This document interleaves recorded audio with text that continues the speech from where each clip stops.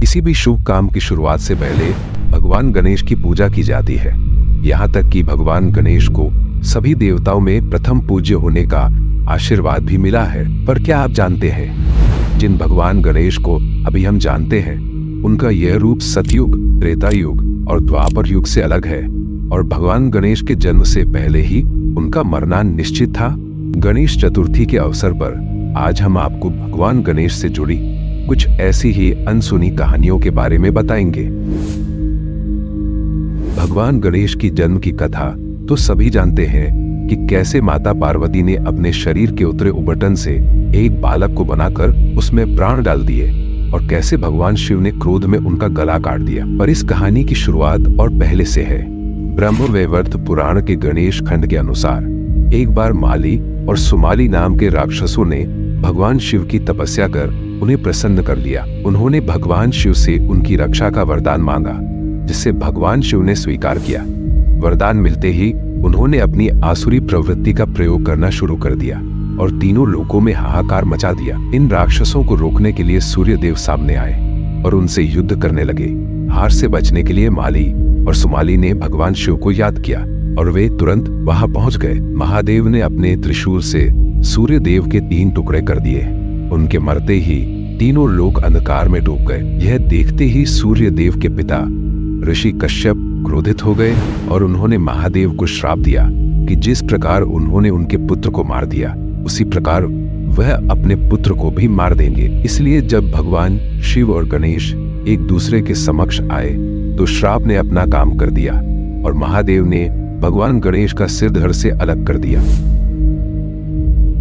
जब भगवान शिव ने बालक गणेश का सिर धड़ से अलग कर दिया था तो उनके स्थान पर हाथी के बच्चे का नहीं बल्कि एक असुर का सिर लगाया गया था। शिव पुराण के रुद्र संहिता के कुमार खंड में गजासुर नामक असुर का उल्लेख मिलता है। गजासुर महिषासुर का पुत्र और महादेव का परम भक्त था। उसने महादेव की कठोर तपस्या कर उन्हें अपने पेट में निवास करने का वरदान मांगा, जिसे महादेव ने स्वीकार कर लिया। फिर जब माता पार्वती को महादेव की चिंता हुई तो उन्होंने भगवान विष्णु से सहायता मांगी। तब भगवान विष्णु और नंदी ने गजासुर को प्रसन्न कर महादेव को वापस ले लिया। बाद में जब गजासुर ने हाथी के रूप में कुछ ब्राह्मणों को परेशान किया तो महादेव ने उसका वध किया। गजासुर की भक्ति के कारण महादेव ने उसके मस्तक को गणेश के शरीर पर स्थापित। भगवान गणेश से जुड़ी एक और कथा में भगवान शिव को नहीं बल्कि शनि देव को उनका सिर धड़ से अलग करने का जिम्मेदार माना गया है। ब्रह्मवैवर्त पुराण के अनुसार मां पार्वती ने भगवान गणेश को जन्म दिया तो शिवलोक में भगवान शंकर और माता गौरी के पुत्र गणेश के जन्म के उत्सव का आयोजन किया गया। इस उत्सव में सभी देवी देवता बालक गणेश को आशीर्वाद देने के लिए कैलाश पहुंचे।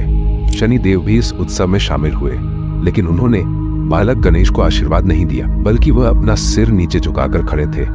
जब माता पार्वती ने देखा कि शनिदेव उनके बालक की तरफ देख भी नहीं रहे तो उन्हें बहुत हैरानी हुई। उन्होंने शनिदेव से गणेश जी को आशीर्वाद देने को कहा, जिसे पहले तो उन्होंने नकार दिया, लेकिन माता पार्वती के अत्यधिक कहने पर वह मान गए। जैसे ही शनिदेव की दृष्टि उन पर पड़ी, बालक गणेश का सिर धड़ से अलग होकर आकाश में उड़ गया। इसके पश्चात भगवान विष्णु उत्तर दिशा की ओर पुष्पभद्रा नदी तट के पास एक हथिनी के बच्चे का सिर लेकर आए और उसे लगाकर बालक गणेश को पुनः जीवित किया।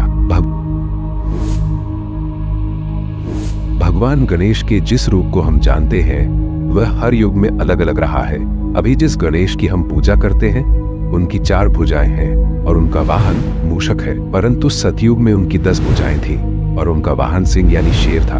वैसे ही त्रेता युग में उनका रूप श्वेत और उन्हें 6 भुजाधारी बताया गया है और उनका वाहन मयूर यानी मोर था। इसी युग में उन्होंने रिद्धि और सिद्धि से विवाह भी किया था। भगवान गणेश के जिस रूप की पूजा हम करते हैं, यह रूप उन्होंने द्वापर युग में लिया था और इसी रूप में उन्होंने महाभारत लिखने में वेदव्यास की सहायता की थी। कलयुग में भी उनका एक अवतार होना बाकी है, जिसे धूम्रकेतु के नाम से जाना जाएगा। इस अवतार में उनका वाहन एक नीला घोड़ा होगा। आपको वीडियो कैसे लगा हमें कमेंट सेक्शन में जरूर बताएं। अगर वीडियो अच्छा लगा तो इस वीडियो को लाइक और चैनल को सब्सक्राइब जरूर करें।